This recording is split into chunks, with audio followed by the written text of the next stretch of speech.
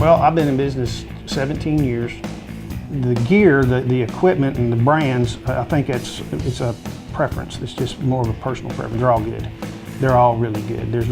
Each brand has its own little idiosyncrasy that someone may like or may not like.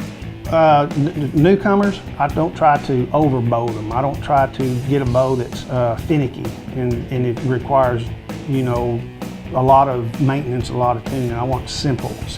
And now, if you've been a long-time bow hunter, you're looking for more features. And so typically when they walk in, they already have the bow in mind that they want. And they just want to look at it and see if it's all they think it's cracked up to be. Anything typically for the average person, you know, 60-pound bow is going to do everything you need it to do, especially on deer and pigs in Texas, you know. A lot of women are intimidated, easily intimidated, and they don't absorb it. And then they go home and their husband starts correcting things again. And I'm fortunate that having a wife that hunts, has bow hunted for the last, since we've been married 20-something years. I can get her with the women and she can teach them good because she's really got good form, good posture, and shoots a bow really well. So I have that bonus here at the shop.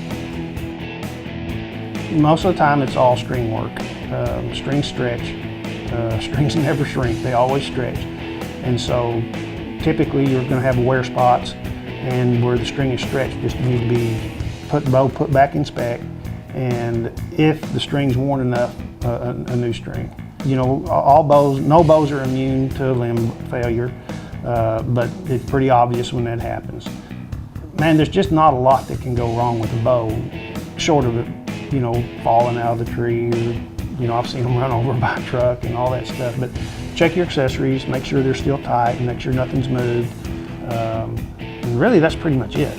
The arrow is really matched to the bow itself. However, the draw length and the poundage tells me how stiff that arrow needs to be, and at that length. And we cut the arrows to where we have a good inch past the rest or more for safety. We don't want it too short. That, you know, don't want to pull it behind the rest. Your bow can be tuned to shoot all your heads to the same point of impact in most cases. It's not always a true statement, but in most cases, by tweaking the rest and knot points, you can get your fixed blades like this one. You know, you get a fixed blade shooting the same point as a field point. The reason these have a problem shooting the same is because these are wings. And if your arrow starts a little crooked, that's going to steer that arrow a little bit crooked. And that's why everybody's the mechanicals are so popular, because they have less wings to steer the arrow crooked.